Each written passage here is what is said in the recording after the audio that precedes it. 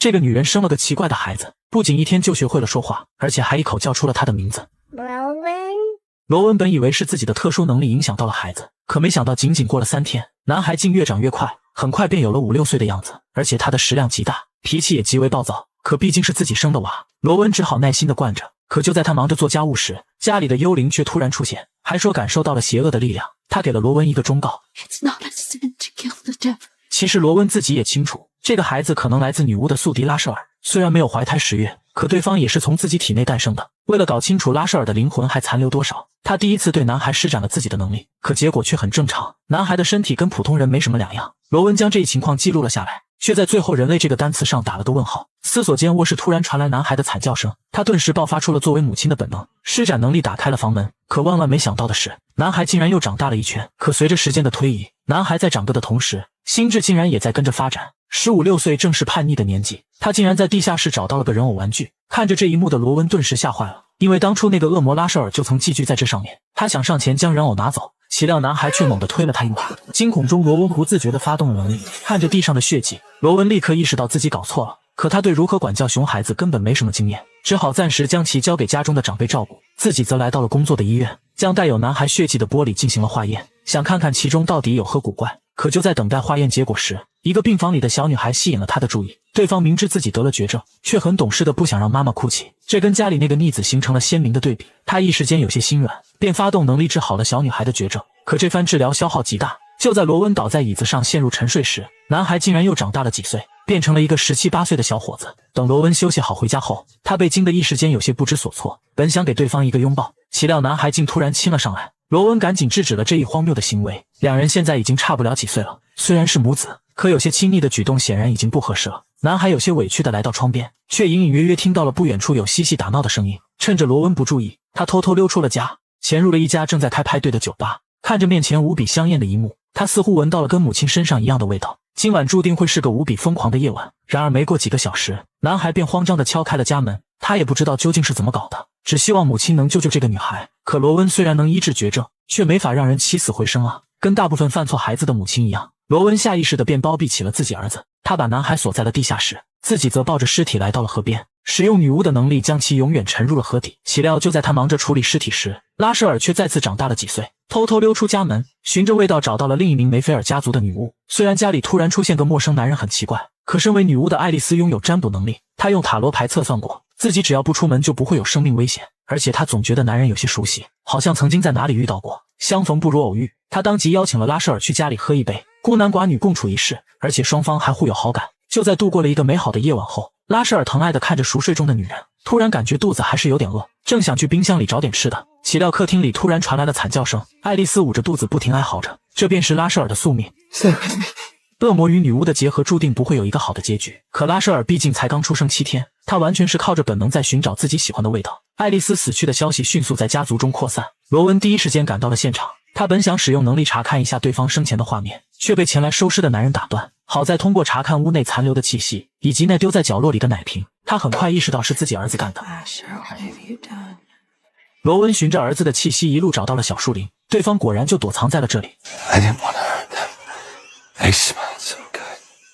罗文希望儿子能跟自己回家，一起想办法解决目前的困境。可拉舍尔却正是叛逆的年纪，固执地认为母亲只是想控制自己。眼看拉舍尔就要逃走，情急中罗文再次施展出了猛力。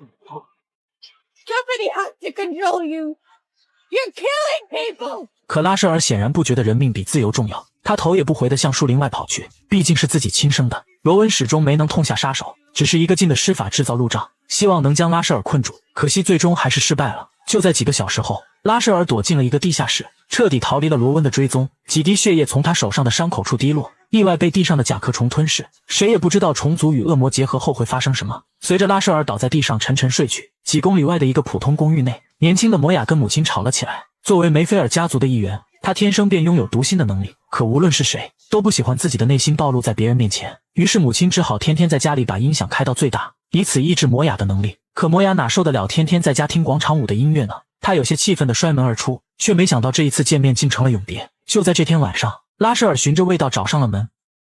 You came. I always knew you'd come back.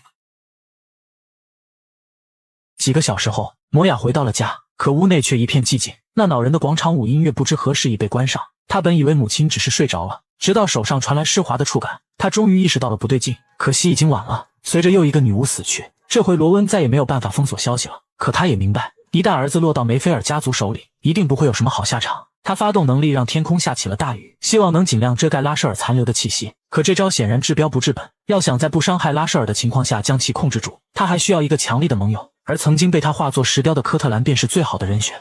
Come on. You have a lot to do, and you work for me now. Lucky me. 但作为母亲的罗温为了保护家族的其他女性，决定配置一瓶魔药，消除众人身上的女巫气息。可由于他的力量来自拉舍尔，两人只要离得越远，这份力量就越弱小。如今的他甚至连正常的点蜡烛都做不到，只能无奈采用了最原始的办法。在科特兰的帮助下，罗温在家中举办了一次派对，邀请了家族里的大部分巫师。可要怎么说服他们喝下魔药却成了难题。在家族历史中，拉舍尔其实一直是作为守护神的存在，如今转世投胎后，很多人都是看在拉舍尔的面子上，这才接受罗温邀请的。要怎么解释拉舍尔其实是个专杀女巫的恶魔呢？可罗温也只能硬着头皮上了。尤其是看到有个男人在派对上不停地询问有没有人看见他失踪的女儿，罗温眼前仿佛闪过了那具被拉舍尔糟蹋过的尸体。可拉舍尔毕竟是他亲生的，他本来并不想宣布拉舍尔所犯的罪行，但一个电话突然打了过来，竟是拉舍尔又犯事了。原来自从上次被罗温打跑后，他在公园偶遇了一个同类，两人一见如故。眼看拉舍尔如此迷茫，不知道自己来到这个世间究竟要干什么，作为前辈的男人教导他 We're meant to call the herd. It's a natural thing. Like Mr. Darwin taught.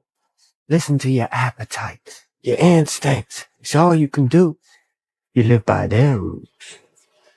And you'll go crazy. 随着男人的离开，拉舍尔仿佛领悟到了什么，他来到一家酒吧，上来就点了2大杯牛奶。虽然他的身体已经成年了，可毕竟刚出生1个多礼拜，还处于哺乳期，想喝奶也很正常吧。老板娘倒也没有多想，可就在把2杯奶喝光后，拉舍尔却还有些意犹未尽，居然打起了老板娘的主意。原来老板娘正是梅菲尔女巫的一员，拉舍尔被她身上的气息所吸引，忍不住想要发展一下爱情。可老板娘的丈夫就在边上，眼看勾搭不成，她竟一直忍到了店里的客人走光，随后起身锁好大门，转头就想用强。老板娘奋力挣扎，老板也掏出了球棍上来帮忙。可拉舍尔虽然失去了恶魔的记忆，力量却远超普通人类，反手就把老板按在了墙上。好在老板娘及时打碎了酒瓶，径直捅向了拉舍尔的脑袋，疼痛让他瞬间清醒过来，恢复了属于人类的理智。他此刻就像一个犯了错的孩子，急切地想要回到母亲的身边。得知这一消息的罗温知道不能再等了。Hey, listen up! 要是让拉舍尔回家闻到这么多女巫的味道，肯定会因此陷入疯狂。他宣布了拉舍尔是恶魔的事实，随后又公布了最近遇害的女巫。就在一片嘈杂的议论声中，梅菲尔家族的成员分成了2派，一些人接受了这个事实，喝下魔药去除了身上的女巫气息，可还有一些人觉得罗温欺骗了大家，已经不值得信任了。有个受害者的妹妹想要离开，罗温怕她受到伤害，焦急中使用能力关上了大门，岂料爆发出的力量却出奇的大，瞬间将2人转移到了异世界。而力量的增强也意味着拉舍尔就在附近，他让众人待在屋内，随后决定独自出门做个了断。他曾经答应过受害女巫的家属，再次看见拉舍尔后绝不会再留情，可那毕竟是自己的亲生儿子。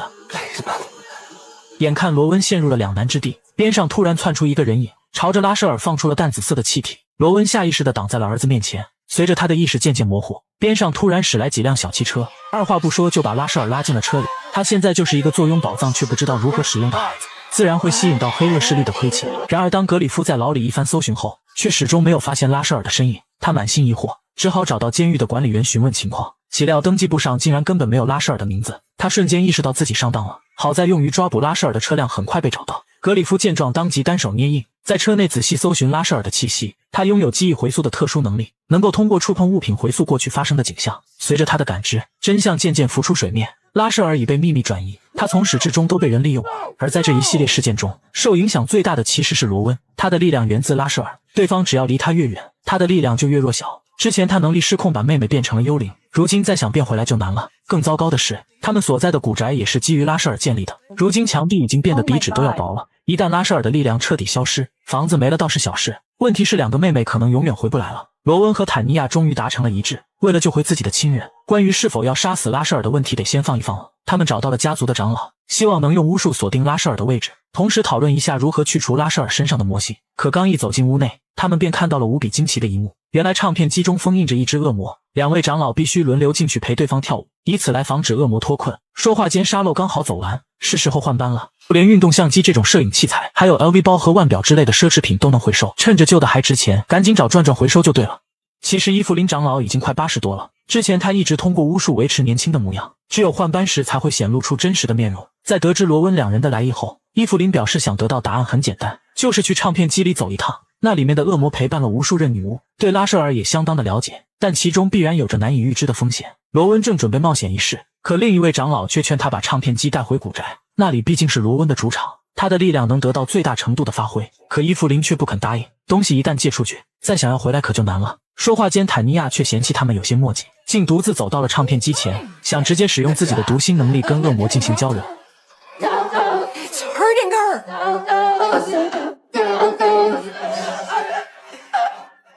他显然有些高估了自己，可罗温此时力量大减，根本帮不上忙，只好赶紧叫救护车把坦尼亚送到了医院。就在几个小时后，坦尼亚终于从昏迷中苏醒，他已经失去了触碰唱片机时的记忆，只知道那里面有个极为恐怖的存在。可罗温却依旧没有退缩，那是帮助拉舍尔唯一的办法。身为母亲的他怎么可能放弃呢？他回到家中，在长老的帮助下缔结了契约，随后毅然喝下药水。就在充沛的魔力包裹中，罗温的灵魂跨越了重重封印，来到了传说中的梅菲尔家族禁地，而这里关押着的正是家族的上一任家主朱利安。为了寻找转世恶魔拉舍尔，罗温不惜冒着未知的风险来到此地，可面前的老人却一动不动，仿佛一具没有灵魂的躯壳。他伸出手想试探一下脉搏，原来老人寂寞了这么久，好不容易来了客人，而且还是个漂亮的女人，他实在忍不住调戏了一番。可接下来无论罗温问什么，他都没有再说一句话，罗温只好选择了撤退。结束仪式的方式也很简单，他只要在心里默念想要出去。外面拥有读心能力的坦尼亚在收到消息后，便会用自己的灵魂作为绳子，带罗温逃离禁地。他们接下来本打算商量一下，如何才能让朱利安开口，可此时罗温却惊奇地发现，被救走的只是自己体内的一部分。朱利安的大笑声从身后传来，他已然恢复了真实的面貌。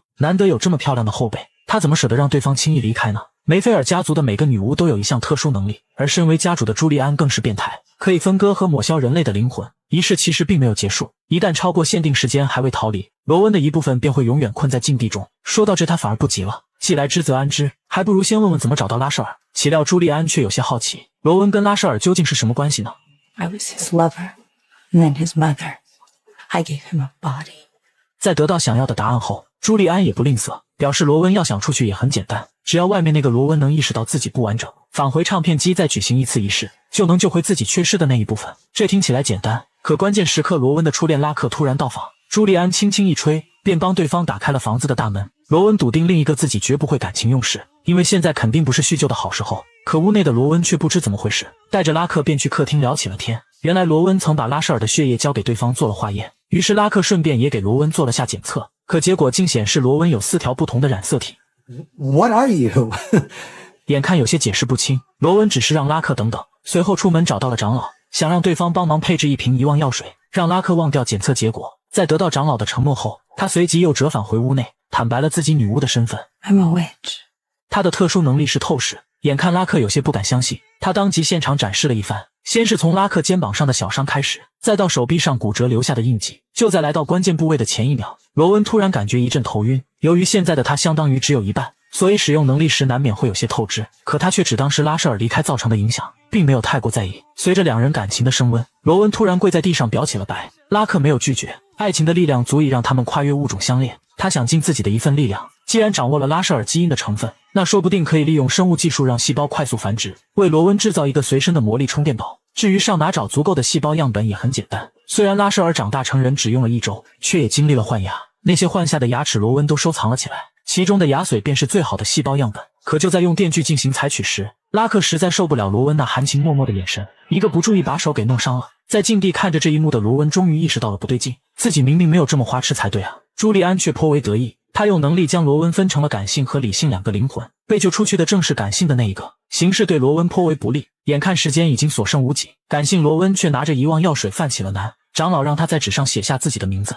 然后塞进药水喂给拉克，这样对方便会彻底忘记罗温这个人。可两人才刚旧情复燃，只有感性的罗温哪舍得呢？他一把拍掉拉克手中的魔药，表示要放弃女巫的身份跟对方在一起。眼看场面就要失控，长老们终于察觉到了罗温的异样，他表现的实在太奇怪了，尤其是在面对坦尼亚的读心术时，过去的罗温总会给心房加上一把锁，如今却完全不设防。再联想到家主朱利安的特殊能力，他们立刻意识到发生了什么。好在时间还剩最后的几十秒，在众人的帮助下，罗温回到唱片机前重新启动了仪式。就在临走前，理性罗温接受了朱利安一起喝一杯的请求，并从酒瓶身上得到了提示，酒庄所在地便是如今拉舍尔被囚禁的地方。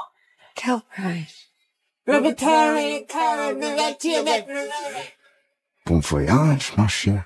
这个女人到底有多拼？为了救回被掳走的儿子，她特地穿过迷雾赶到了苏格兰，岂料对方绑来拉舍尔的目的竟是为了借种，而且新娘看起来还不错。拉舍尔心中燃起了熊熊欲火，作为恶魔转世的他对女巫极为敏感，恨不得立刻就冲上去。好在身后的村民紧紧拉住了绳子，时机还未成熟，他们要在拉舍尔与女巫的成婚之夜举行仪式，让家族的另一位守护神降临人间。可拉舍尔却不知道这些，他的心中只剩下了欲望。就在喝下了女仆递来的牛奶后，他只觉得一阵头晕目眩，随即重新被戴上了头套。而此时的罗温却还在赶来的路上，对方不知道用了什么方法，竟然屏蔽了他跟拉舍尔之间的联系。说话间，车胎传来一阵异响，拉克赶紧稳住方向盘，将车开向了小路。这地方仿佛被施加了某种结界，迫使他们只能步行前进。好在目的地已经近在眼前，就在走了半个多小时后，一个神秘的小村庄出现在了眼前。关于拉舍尔的传说便是从此处开始的。相传梅菲尔家族的首个女巫为了保护村庄，从灵界召唤来了拉舍尔作为守护神。众人漫步在大街上，发现村民们个个穿着奇装异服，似乎在庆祝某种节日。坦尼亚发动了自己的读心能力，原来这是1年1度的圣米迦勒节。想不到一个用恶魔当守护神的家族，竟还会庆祝大天使长的节日。行进间，罗温突然眼前一亮，看到了曾将拉舍尔掳走的男人，他快步跟了上去，岂料人没找到，再回头时却发现其他人已经不见了。坦尼亚被一个兜帽男吸引，就此离开了大部队，而罗温则在旅馆前跟拉克相遇。他决定用手机通知其他人在旅馆会合，可没想到的是，旅馆的服务员却告诉他们没房间了。拉克有些恼火，他可是提前在网上预订过房间的，可服务员却表示第三方平台的预订在这不好使，旅馆的房间会优先提供给当地的客人。眼看就要露宿街头，罗温只好拜托服务员给他们叫了辆出租车，可车都已经来了，坦尼亚那边却始终没有回消息。Oi, you the folks needing a ride? No, thank you. 罗温不想抛弃同伴，可就在来到酒吧跟科特兰会合后，拉克提议不如先找个地方住，等第二天庆典结束后再来找人。正好司机也不想放弃这单生意，来酒吧找到了几人，罗温只好答应了下来。随着夜色渐深，司机却越开越偏僻，罗温问了几次还有多远，可对方的回答却都是快到了。就在他忍不住要发火之际，车子终于在一栋老宅前停了下来，可这地方怎么看都不像是旅馆啊。老宅的主人率先开了口 Welcome home. It's an honor. I'm your Uncle Ian. 原来此处正是梅菲尔家族的起源地，而拉舍尔其实也正被囚禁在这里。罗温还想说他们要去的是酒店，岂料伊恩竟一巴掌拍在了司机脸 Why 上 didn't。you tell him who you were? Eh? What you playing at? This is my son Hamish. 看到这，罗温突然不在乎了，既来之则安之，他倒要看看对方想玩什么把戏。几人当即在老宅中安顿了下来，可或许是因为过节的缘故，老宅里此时一派热闹欢腾的景象。拉克本以为就是场普通的派对，却意外在地上捡到了一张人皮面具。他好歹是个医学博士，立马认出这是货真价实的人皮，可周围的人却没有理他，反而戴上面具扮演起了丧尸。拉克被吓得不轻，他第一次发现原来巫师的世界竟是如此恐怖。恰好此时罗温也在房间找到了伊恩的小孙女，并从对方口中得知了借种仪式的事情，而拉舍尔显然就是仪式的主角。他本打算跟伊恩好好讲讲道理，说清楚仪式可能带来的灾祸，岂料伊恩却一副你能奈我何的表情。罗温只好发动了自己的能力，他虽然失去了拉舍尔的魔力来源，但透视和改变血肉组织的能力还是正常的。 Having trouble breathing?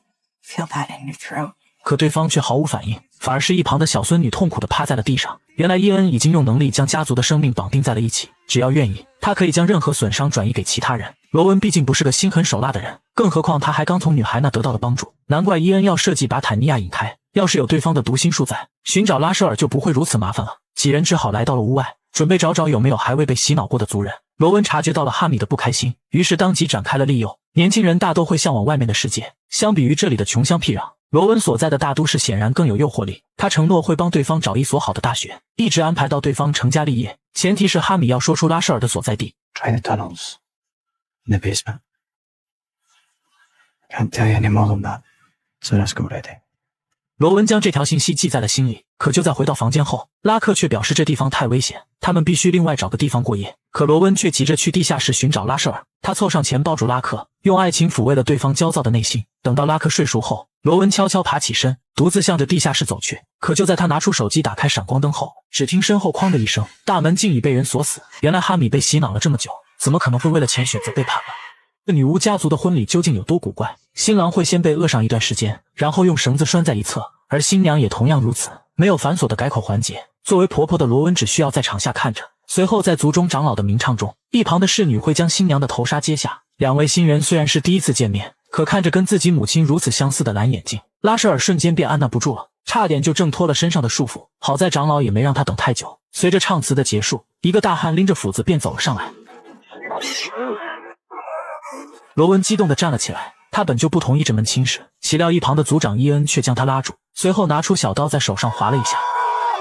奇怪的是，伤口处没有一丝血迹，而不远处的拉克却突然惨叫起来。罗文顿时明白了，自己心爱的小男友这是中了血咒，无论伊恩对自己造成任何伤害，最终都会被转移过去。可他究竟是什么时候施的咒呢？原来就在昨天晚上，趁着罗文去地下室寻找儿子，一个女人偷偷溜进了他们的房间，随后利用巫术催眠了拉克。紧接着身后的两位老仆便开始了仪式。每次家族的孩子出生时，他们都会举行一次仪式，方便伊恩进行控制和洗脑，而拉克则是这个仪式中唯一的普通人。在催眠术的作用下，他感受不到任何的痛苦，甚至第二天起来还会觉得特别精神。罗文也曾想过提前叫停婚礼，可就在他费了不少劲从地下室脱困后，却发现拉舍尔已被洗脑。他虽然看上去年龄有点大，实际却刚出生不到1个月。作为恶魔转世，他的血肉充满了魔力，对巫师来说就跟唐僧肉差不多，一滴血便能让枯木逢春。这么精彩的剧情肯定要有好的设备观看。最近收拾价把落灰很久的 iPad Air 5在转转上卖了3600多，我才知道转转不只收手机，就连笔记本、平板这种数码产品，还有数码相机之类的摄影器材都能回收，一键下单就有小哥上门，通通打包带走，特别方便。总之听我的，想快速回收换钱，放心去转转就对了。罗文希望他能压抑心中的欲望，只当个普通人。可拉舍尔自从远远的见了新娘一面后，便陷入了爱河不可自拔。至于举行婚礼后会发生什么，其实还跟梅菲尔家族的起源有关。此时格里夫从猎魔协会找到了一具骸骨，正是来自拉舍尔的第一次转世。通过自己回溯记忆的能力，关于婚礼的秘密终于被解开。就在500多年前，女巫一族的王后诞下了一个男孩，可由于其父亲只是个凡人，为了避免血脉被玷污，他只能忍痛将婴儿杀死。但负责执行的女巫却于心不忍，偷偷将男孩送回给了其父亲。父子俩为了回到远在苏格兰的家乡，在路上足足走了15年，可等到达目的地后，却只看见了一片废墟。为了重建家园，父亲教给了他驯狼的技巧，同时也让他明白了自己血脉的力量。梅菲尔家族从此地开始开枝散叶，而拉舍尔也寻得了自己的挚爱。And I knew I was meant to have a family of my own.